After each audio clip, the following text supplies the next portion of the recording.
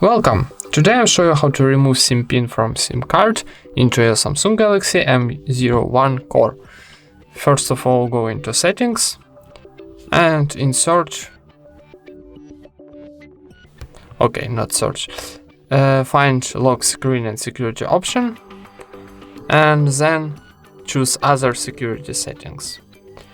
And on the tab, click to set up SIM card lock and click to turn off this option.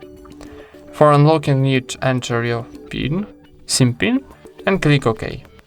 And that's it. Now we unblocked our SIM card. Thank you for watching. Leave thumbs ups and subscribe to our channel.